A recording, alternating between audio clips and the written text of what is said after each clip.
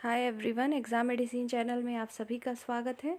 इस वीडियो के अंतर्गत हम बात करेंगे इम्पॉर्टेंट करंट अफेयर की। ये आपकी जो है ईयरली करंट अफेयर में से लिया गया है।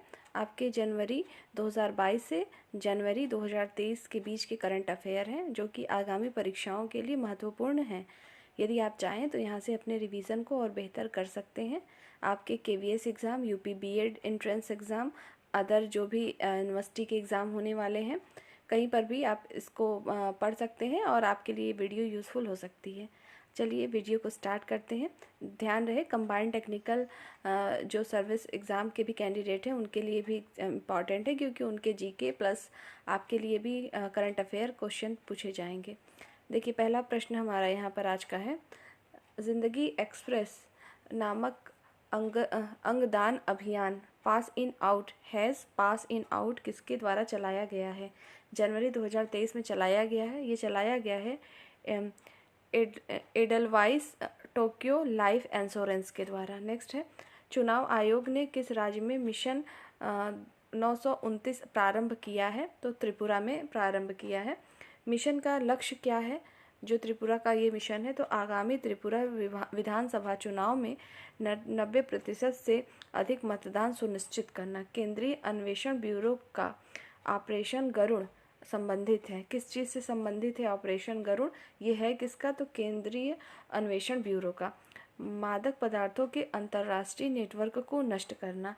ध्यान रहे, ऑपरेशन गरुड़ किससे संबंधित है? मादक पदार्थों के अंतर्राष्ट्रीय नेटवर्क को नष्ट करना। आगे बढ़ते हैं। अगला है आपका कि ऑपरेशन गरुड़ में केंद्रीय अन्वेषण ब्यूरो के सहयोगी कौन है? तो इंटरपोल और स्वापक नियंत्रण ब्यूरो। आगे देखेंगे, हाल ही में प्रधानमंत्री टीबी मुक्त भारत अभियान का शुभारंभ किया गया है। तो राष्ट्रपति द्रौपदी मुर्मू जी द्वारा किया गया है। ये ध्यान रखेंगे कि शुरू किया गया है प्रधानमंत्री टीबी मुक्त अभियान, लेकिन इसका शुभारंभ किसने किया? राष्ट्रपति द्रौपदी मुर्मू। आगे देखेंगे, किस वर्ष तक टीबी मुक्त हो जाएगा भारत? तो 2025 तक का लक्ष्य रखा गया है कि 2025 में जो है टीबी मुक्त हो जाएगा। आगे देखेंगे, इस अभियान के तहत किस पोर्टल को लॉन्च किया गया है?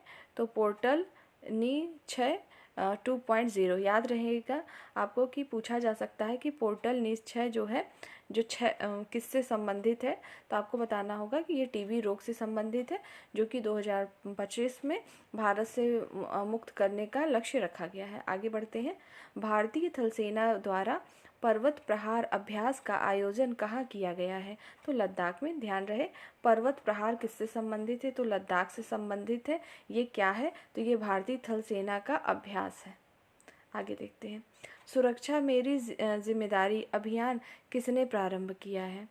15 जुलाई 2022 को। तो राष्ट्रीय इस्पात निगम लिमिटेड विशाखापत्तनम ने। ध्यान रहे, सुरक्षा मेरी जिम्मेदारी ये अभियान का नाम है। ये अभियान प्रारंभ किसने किया है? तो राष्ट्रीय इस्पात निगम लिमिटेड विशाखापत्तनम। आगे बढ़ते हैं, पुनीत सागर अभियान का आयोजन किसने किया है? तो राष्ट्रीय कैडेट कोर ने, NCC ने किया है। पुनीत सागर अभियान का आयोजन किसने किया है? 30 मई 2022 को। तो राष्ट्रीय कैडेट कोर NCC के द्वारा किया गया है। आइए आगे बढ़ते हैं। देखिए, यहाँ पे सिर्फ आपको इम्पॉर्टेंट ही कराए जा रहे हैं, आप किसी को स्किप नहीं कर सकते, सभी अपने आप में महत्वपूर्ण हैं।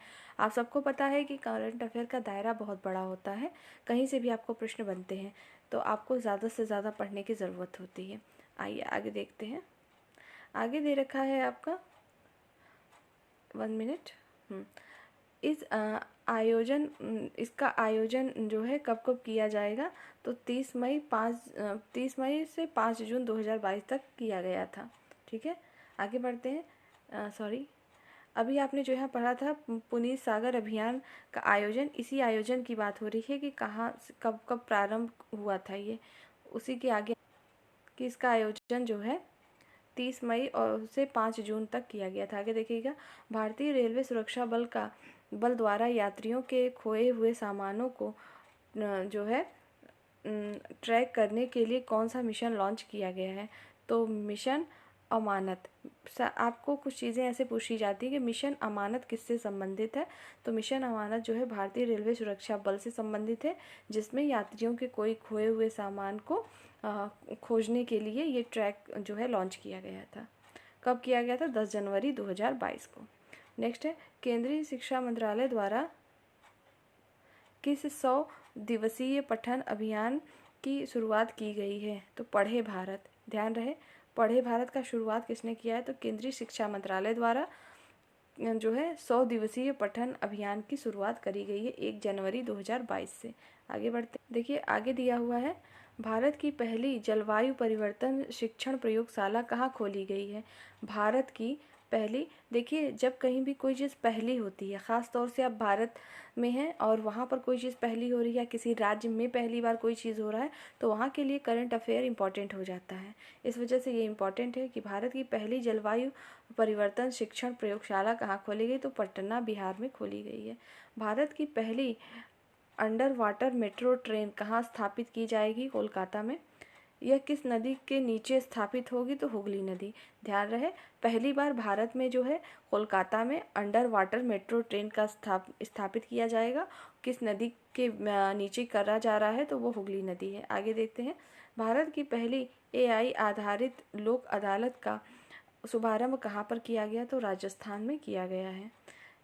13 एक्सप्रेसवे वाला देश का पहला राज्य हाल ही में कौन बना है? याद रहे, 13 एक्सप्रेसवे है। उत्तर प्रदेश। उत्तर प्रदेश एक ऐसा राज्य है जहाँ पर 13 एक्सप्रेसवे बन चुके हैं। ये देश का पहला राज्य है। देखिए, विश्व के सबसे पहले इनोवेशन कैंपस टी हब 2.0 का उद्घाटन कहाँ किया गया? हैदराबाद, तेलंगाना में। जो भी आपने ये ऊपर पढ़ा था कि यूपी एक ऐसा राज्य बन गया है जहाँ पर 13 एक्सप्रेसवे हैं, तो ये यूपी के स्पेशली जो आप यूपी PCS देंगे या यूपी से रिलेटेड जितने एग्ज़ाम देंगे उसके लिए ये इंपॉर्टेंट हो जाएगा करंट अफेयर। आगे बढ़ते हैं, प्रधानमंत्री ने कहाँ पर श्री कालिका माता मंदिर का उद्घाटन किया है? ध्यान रहे कि श्री कालिका माता जो मंदिर है वो पंचमहल गुजरात में है और उसका उद्घाटन वहीं पे किया गया है। आगे देखेंगे, भारत का पहला केंद्रीय रूप से वातानुकूलित मतलब AC रेलवे टर्मिनल कहाँ शुरू किया गया? तो बंगलुरु, कर्नाटक में शुरू किया गया है। ये महत्वपूर्ण इसमें नहीं है कि किसने किया, लेकिन ये पूछा जा सकता है कि श्री कालिका माता मंदिर है कहाँ, क्योंकि चर्चा में रही थी। तो पंचमहल गुजरात में, इसलिए इस तरीके से भी रिलेट करके चीज़ों को याद रखेंगे। आगे देखेंगे, योग कार्यक्रम योग प्रभा कहाँ आयोजित हुआ? तो 25 अप्रैल 2022 को जो है सफदरजंग जंग हवाई अड्डा नई दिल्ली में आयोजित हुआ था। फिर से नाम देख लीजिएगा, जो है जो है रंजग हवाई अड्डा नई दिल्ली में आरंभ हुआ है। योग प्रभा आयोजित हुई थी वहाँ पे। ये योग प्रभा है क्या? तो ये है आपका योग कार्यक्रम है। आगे बढ़ते हैं। देखिए अगला प्रश्न है हमारा, सेमीकंडक्टर निर्माण हेतु गुजरात सरकार द्वारा किसके साथ समझौता किया गया है? तो वेदांता तथा जो है फॉक्सकॉन के साथ समझौता किया गया है। हाल ही में किस भारतीय राज्य ने साइबर सुरक्षा जागरूकता एवं प्रथाओं को लागू करने के लिए डेल के साथ समझौता किया है? तो कर्नाटक ने किया है। आगे देखते हैं, केंद्रीय मंत्रिमंडल द्वारा भारत और संयुक्त अरब अमीरात के मध्य किस क्षेत्र में सहयोग के लिए समझौता ज्ञापन पर हस्ताक्षर की मंजूरी दी गई है? तो शिक्षा के क्षेत्र में। मोस्ट इम्पॉर्टेंट है, याद रखेंगे कि केंद्रीय मंत्रिमंडल द्वारा भारत और संयुक्त अरब अमीरात जो है के बीच में किसके बीच में समझौता हुआ है? किस चीज़ के लिए? तो शिक्षा के क्षेत्र में समझौता हुआ है। भारत ने जैव विविधता संरक्षण पर किस देश के साथ समझौते पर हस्ताक्षर को मंजूरी प्रदान करी है? तो नेपाल।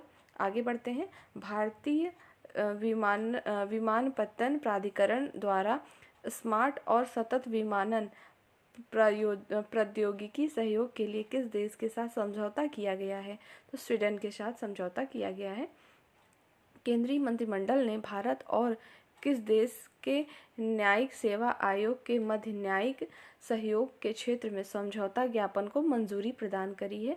तो मालदीव। नेक्स्ट है, हाल ही में भारत सरकार ने जो है EVBAB नेटवर्क परियोजना में भागीदारी को लेकर किस देश के साथ समझौता किया है? तो मेडागास्कर। आगे है आपका EVBAB परियोजना का पूरा नाम ध्यान रखिएगा, जो कि मेडागास्कर के साथ हुआ है इस समझौता भारत को। इसका पूरा नाम है ई विद्या भारती और ई आरोग्य भारती। मोस्ट इम्पॉर्टेंट हो जाएगा ये फुल फॉर्म। देखिए, सिंगापुर स्थित IGSS वेंचर्स ने सेमीकंडक्टर्स पार्क स्थापित करने के लिए किस राज्य सरकार के साथ समझौते पर हस्ताक्षर किए हैं? तो तमिलनाडु। आगे बढ़ते हैं। देखिए आगे दिया है, हाल ही में इंदिरा गांधी शहरी रोजगार गारंटी योजना का शुभारंभ किस राज्य में किया गया है? तो राजस्थान। अगला है निदान क्या है? तो गिरफ्त नार्को अपराधियों पर भारत का पहला पोर्टल। आपको पता होगा कि अभी कुछ समय पहले हर जगह के जो है इससे संबंधित नार्को से संबंधित अपराधियों को पकड़ने का अभियान चल रहा था। तो पहली बार जो है भारत द्वारा लॉन्च किया गया पोर्टल है निदान। तो याद रहे, निदान किससे संबंधित है? तो गिरफ्तार नार्को अपराधियों पर भारत का पहला पोर्टल जारी किया गया था। निदान पोर्टल को किसके द्वारा विकसित किया गया है? तो नारकोटिक्स कंट्रोल ब्यूरो NCB के द्वारा किया गया है। नारकोटिक्स कंट्रोल ब्यूरो इस समय बहुत ही चर्चा में रहा था, पहले भी था और अभी भी है। काफ़ी चीज़ें आप सब परिचित होंगे इससे। आगे देखेंगे, छात्रों को डिजिटल जाति प्रमाण पत्र जारी करने के लिए किस मिशन का अनावरण किया गया है? तो मिशन भूमिपुत्र। ध्यान रहे, मोस्ट इम्पॉर्टेंट होगा आप सभी के लिए कि मिशन भूमिपुत्र किससे संबंधित है। तो आपको बताना होगा कि डिजिटल जाति प्रमाण पत्र जारी करने से संबंधित है। आगे देखते हैं, मिशन भूमिपुत्र किस राज्य से संबंधित है? तो असम राज्य से संबंधित है। आगे देखेंगे, आर्थिक रूप से कमजोर छात्रों के लिए चिराग योजना का शुभारंभ किस राज्य ने किया? हरियाणा। चिराग योजना संबंधित किससे है? कमजोर छात्रों से संबंधित है। किसने शुरू किया? तो हरियाणा सरकार ने इसे शुरू किया था। चिराग योजना का शुभारंभ किसके द्वारा किया गया? तो चूंकि हरियाणा में शुरू किया गया, तो वहाँ के जो मुख्यमंत्री हैं मनोहर लाल खट्टर, उनके द्वारा शुरू किया गया। चिराग योजना का अर्थ क्या है आपको बताना है। तो चिराग योजना का अर्थ जो है आप देखिए, चिराग योजना से आपको पूछा जा सकता है फुल नेम क्या है इसका मतलब। तो इसका मतलब होगा chief minister equal education relief assistance and grant. आगे देखते हैं, हाल ही में किस योजना की सफलता के लिए स्वनिधि महोत्सव का शुभारंभ किया गया? तो PM स्वनिधि योजना। PM स्वनिधि योजना आप बहुत पहले से सुनते आ रहे हैं। तो इसी के लिए महोत्सव मनाया गया है, जिसका जो है शुभारंभ किया गया है। आगे देखते हैं, PM स्वनिधि योजना किससे संबंधित है? तो स्ट्रीट वेंडर से संबंधित है। आगे देखेंगे, PM स्वनिधि योजना का शुभारंभ कब हुआ था? 1 जून 2020 में। तो 1 जून 2020 में जो है PM स्वनिधि योजना का शुभारंभ हुआ था। देखिए, और एक चीज़ और ध्यान रखेंगे कि और इसका जो आयोजन किया गया, मतलब इसके PM स्वनिधि योजना का जो महोत्सव मनाया गया, तो 7 जुलाई 2022 को मनाया गया है। आगे देखेंगे, अगला दिया है, जनजातीय युवाओं के डिजिटल कौशल को बढ़ाने के उद्देश्य से कौन सा कार्यक्रम शुरू किया गया है 19 जुलाई 2022 में? तो गोल 2.0। इसका मतलब क्या है? Going online as leaders most important है, याद रखेंगे। जनजातीय युवाओं के लिए कौन सा जो है शुरुआत किया गया है कार्यक्रम कौशल उनके बढ़ाने के लिए? तो गोल 2.0। गोल का मतलब क्या है? तो गोइंग ऑनलाइन एज लीडर्स। आगे देखेंगे, यह जनजातीय कार्यक्रम मंत्रालय और किस कंपनी की संयुक्त पहल है? तो मेटा जो है, पहले आपको पता होगा कि पहले फेसबुक था, उसको ही मेटा ने लिया है। तो ये चीज़ है, आप व्हाट्सएप पे हर जगह पे देखते होंगे, इस प्रकार से आपको सिंबल भी बना मिलता है। आगे देखते हैं, भारत के पहले पोर्टेबल सोलर रूफटॉप सिस्टम का उद्घाटन कहाँ किया गया है? तो स्वामी नारायण अक्षरधाम मंदिर, गांधीनगर, गुजरात। ठीक है, ध्यान रखें, भारत के पहले पोर्टेबल सोलर रूफटॉप सिस्टम का उद्घाटन कहाँ किया गया है?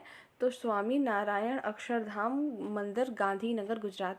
डायरेक्ट ये पूछा जा सकता है कि अभी हाल ही में चर्चा में रहने वाला स्वामी नारायण अक्षरधाम मंदिर कहाँ पर स्थित है? अक्षरधाम आप दिल्ली में भी जानते होंगे, लेकिन ये जो पूछा जा रहा है गांधीनगर, गुजरात है। आगे देखते हैं, वो सिर्फ अक्षरधाम है, यहाँ पे लगा है स्वामी नारायण। आगे बढ़िए, विश्व का सबसे बड़ा इलेक्ट्रिक 3 व्हीलर प्लांट कहाँ स्थापित किया जाएगा? तेलंगाना में। सारथी मोबाइल ऐप किस संस्था द्वारा जारी किया जाता है? तो सेबी। सारथी मोबाइल ऐप लॉन्च किया गया तो प्रतिभूति बाजार पर सूचना प्रदान करना सेबी के द्वारा किया गया। क्या? सारथी ऐप। सारथी ऐप पूछा जा सकता है किससे संबंधित है? तो प्रतिभूति बाजार पर सूचना प्रदान करने के लिए मोबाइल ऐप है ये एक प्रकार का। उम्मीद है जितनी चीज़ें आपको कराई गई आप इसे 1-2 बार रिवीजन करेंगे और आपको चीज़ें और बेहतर तरीके से याद हो जाएंगी। ये करंट अफेयर का पार्ट 3 था। आगे जल्द ही आपको करंट अफेयर के पार्ट 4 को प्रोवाइड करा जाएगा। ये करंट अफेयर की सीरीज चलती रहेगी क्योंकि आगामी आपके मई तक में लगभग पीसीएस की परीक्षा है। आरओ को भी आपको देखने को मिलेंगे, तो आप लोग चाहें तो इसको कंटिन्यू कर सकते हैं। इस वीडियो में सिर्फ इतना ही। नेक्स्ट वीडियो में हम फिर मिलेंगे, तब तक के लिए टेक केयर। जय हिंद।